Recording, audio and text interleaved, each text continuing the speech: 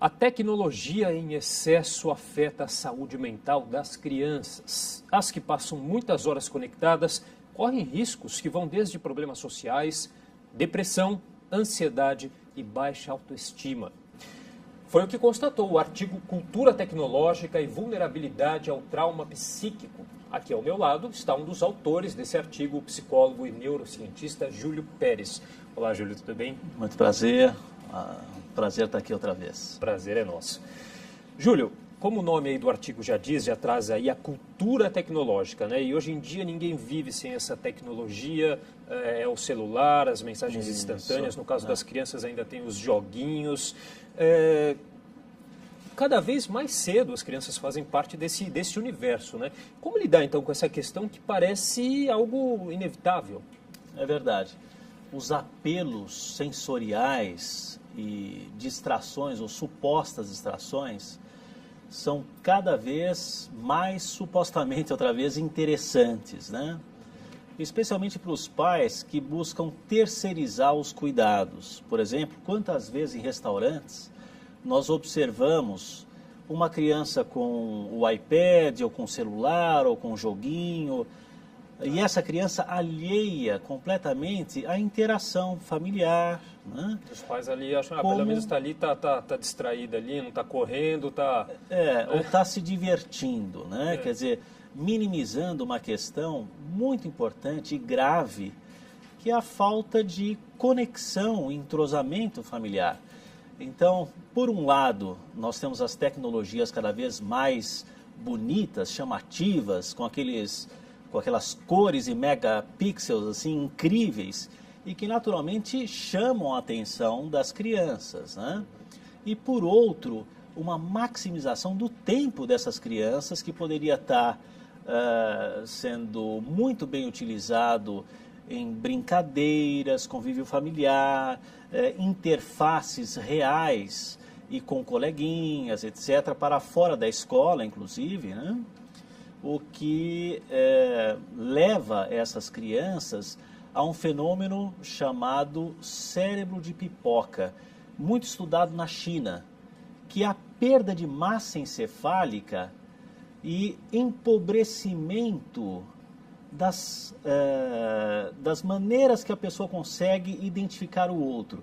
É como se houvesse um emburrecimento emocional. Por quê? A criança deixa de interagir e é justamente com a família e exatamente, com os coleguinhas. E passam a não perceber, por exemplo, microexpressões faciais de intenções, temores ou ameaças. É quase como se a criança não conseguisse mais detectar códigos que na penúltima geração ou mesmo a nossa geração era mais fácil detectar, porque as negociações entre os amiguinhos, colegas, mesmo o convívio familiar favorecia o crescimento de ferramentas para lidar com adversidades. E são essas relações interpessoais. Isso. O sujeito, por exemplo, a criança estava com a bola e leva a bola fora porque ela é dono da bola. Não, e como é que eu vou lidar com essa situação, né? Quer dizer, tem que negociar ali na hora com o amiguinho, etc. Agora, com jogos eletrônicos, nada disso acontece, né? E as crianças estão cada vez mais sozinhas, mais isoladas, o que também é um fator de vulnerabilidade ao trauma. Por quê?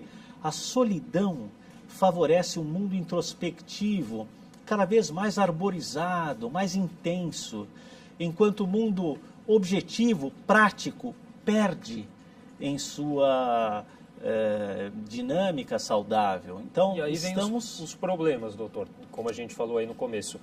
A depressão, os problemas sociais, como o senhor já citou aqui, ansiedade e baixa autoestima, é isso? Como perceber aí que essa questão tecnológica está afetando a criança?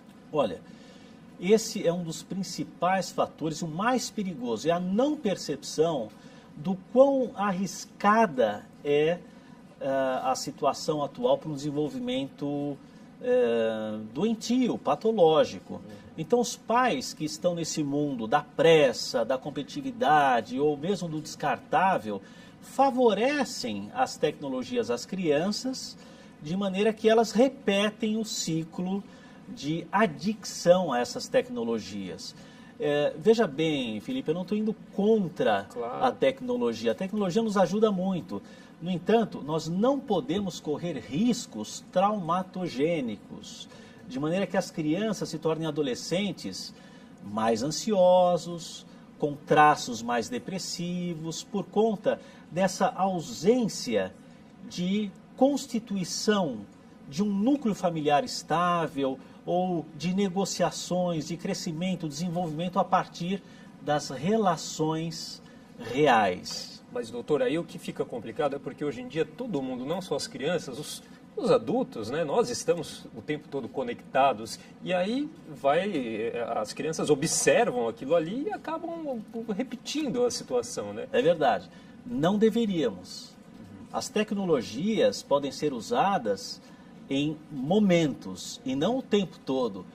Quantas pessoas atualmente ficam plugadas em seus WhatsApps e o tempo todo esperando respostas imediatas do que está acontecendo, do que deixa de acontecer, ou mesmo no Facebook ou outras tecnologias, né, ou redes sociais, à espera de um clique, à espera de um retorno para um post e assim por diante, né?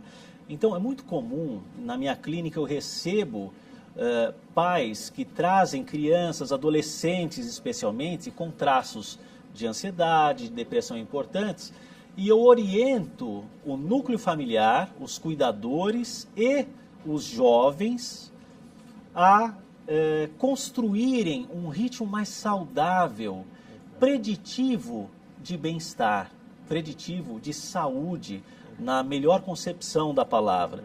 E esses ritmos saudáveis de interação familiar, de esportes, é claro, observando também as questões mais íntimas que fazem o adolescente sofrer e que, via de regra, é solidão, desamparo, a sensibilidade à rejeição, o isolamento desse adolescente, como se ele não pertencesse ao mundo que ele está.